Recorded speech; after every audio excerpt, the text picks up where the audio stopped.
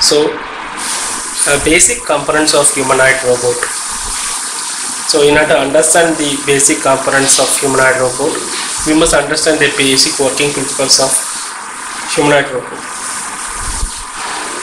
At very basic level, we human beings and other animals survive through the basic principles of called feedback. Feedback, human beings sense what's going on around them and react accordingly. The use of feedback control system to the machines and industries was practiced long back before 1745, when an Englishman called Edmund Lew used this feedback principle to improve the function of his wind-powered mill. Wind-powered mill means generating electricity through windmills. There, every time a wind changed its direction, his workers or he himself had to move the windmill according to the winds in order to compensate or in order to generate more electricity through the windmill. So, seeing this, Lee tried to get a solution for this one. So, Lee added two more smaller windmills to this larger windmill. The smaller windmills powered an axle which automatically turns the larger windmill to face the wind, so that the maximum power generation can be taken place. So, feedback system was practiced long before from 17th century. So, in the humanoid robot, feedback control system is very important one. A robot's control system uses feedback just as human brain does. However, instead of collection of neurons, a robot brain consists of a silicon chip called CPU, or Central Processing Unit, that is similar to the chip that runs your system or our laptop. Our brains decides what to do and how to react to the world based on feedback from our 5 basic sensors. A robot CPU does the same thing based on the data collected by the device called sensors.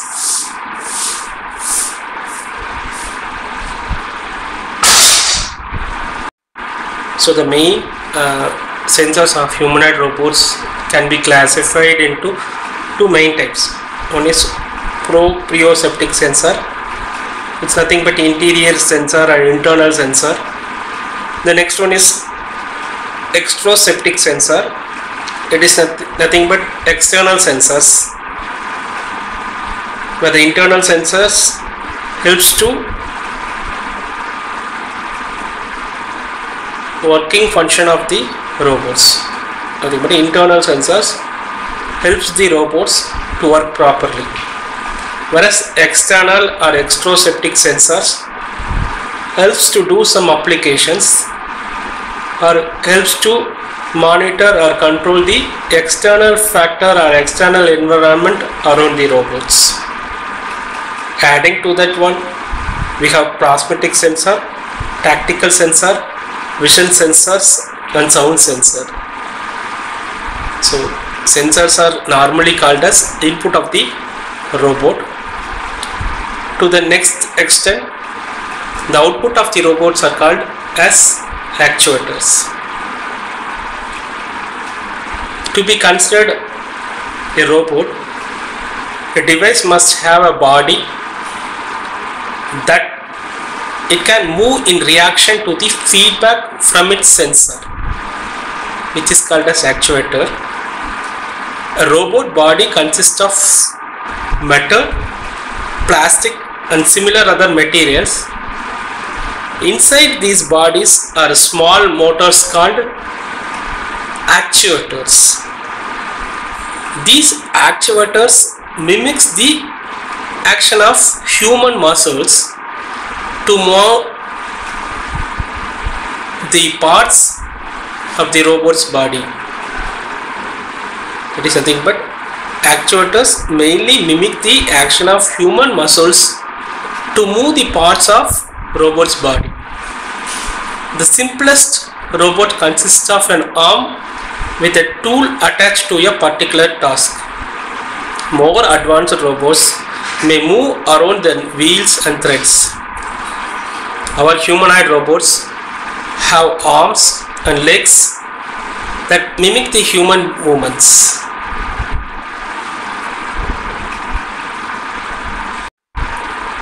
The actuators of robots includes hydraulics, pneumatics, and then electricity. We can combine these and also called as electro-pneumatics also. The hydraulics and electrical actuators consist of DC motors, stepper motor, servo motor. Apart from these actuators, we do have piezoelectric actuators, ultrasonic actuators, pneumatic actuators. In order to function a robot, we must have a power to give energy for it. We human beings get the energy from the food that we took. This food is broken down and converted into energy by our cells. Most robots get their energy from electricity or even from pneumatic and hydraulics. Or stationary robotics arms like ones that works in car factories can be plugged like any other applications and keep on working. Robots that moves around us are usually powered by batteries. The robots in the space and satellites are often designed to collect solar power from the environment. So in order to interact with the environment and carry out the assigned task, we are going for planning and control system, where the robots are equipped with the tools called end effectors. These end effectors vary according to the task of the robot and also according to the design that are carried out. For example, a factory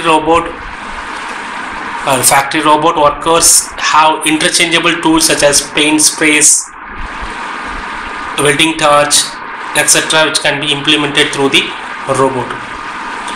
Whereas mobile robots such as probes sent to the other planets, or even for the bomb disposal, robots often have universal grips that mimic the function of human hand.